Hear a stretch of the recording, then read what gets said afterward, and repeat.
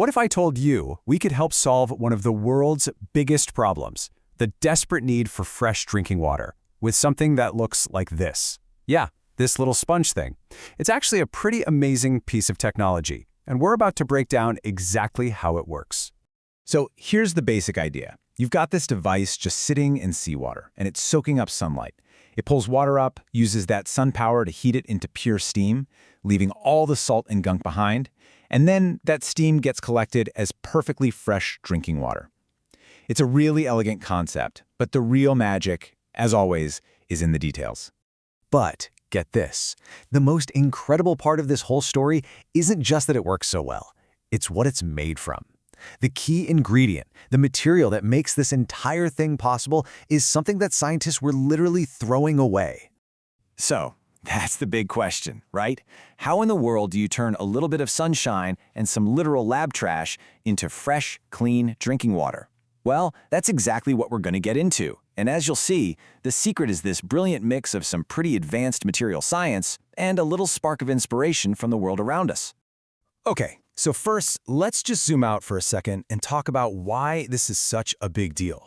The search for new ways to get fresh water is, without a doubt, one of the most critical missions on the planet. I mean, sure, we have desalination plants, but they usually need a ton of energy and massive infrastructure. We really need a better, smarter way. And this number right here is exactly why. 0.3%. Just think about that. That is the tiny, tiny fraction of all the water on Earth that is fresh and actually available for us to use. It's a crazy small number, and it really puts into perspective why figuring out how to use the other 99.7%, the oceans, is so incredibly important. And that brings us right back to the hero of our story, which, as I said, was hiding in the most unlikely of places, a laboratory's discard pile. So the story really begins with this wonder material called MXene. It's a super advanced, two-dimensional nanomaterial, and it is amazing at one thing: absorbing sunlight and turning it straight into heat, which, is perfect for a solar-powered water evaporator. But there's a catch. The process for making the best version of it, the pure single-layer stuff, is really, really inefficient. And this right here shows us exactly where our hero material comes from. See, to get that super pure MXene, labs end up with a huge amount of byproduct, this sediment, this kind of goop made of leftover material and multi-layered clumps. For a long time, this was just considered useless waste. It got thrown out, until now. But the researchers on this project, they had this totally radical idea, and it's captured perfectly in this quote from their paper. They basically asked, hey, what if this so-called waste still has those same amazing light-to-heat superpowers as the fancy stuff? So they decided to find out if this discarded junk could actually be the key to the whole thing. So, they had their magical ingredient. Awesome. But how do you go from a sludge-like sediment to a high-tech, super-efficient sponge? Well, for that, they looked to the natural world for a bit of inspiration. Specifically, they looked at trees. And the process they came up with is actually pretty genius. First, they just mix the MXene waste with some common polymers and pour it into a mold. Simple enough. Then comes the really clever part: directional freezing. They use liquid nitrogen to freeze it from the bottom up, which forces ice crystals to grow in these perfectly straight vertical lines. And then they freeze-dry the whole block, which makes the ice just kind of vanish, leaving behind this incredibly porous structure. The result is, well, it's just remarkable. Look at the microscope images here showing the sponge's inside. It's this perfect network of vertical channels that the ice created. Now compare that to the structure of natural wood on the right. It's uncanny, right?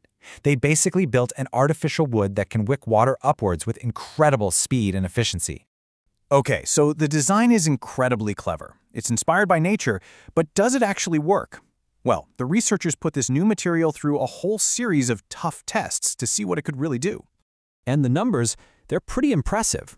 Under the power of just one sun's worth of light, this sponge evaporated 3.6 kilograms of water per square meter every single hour.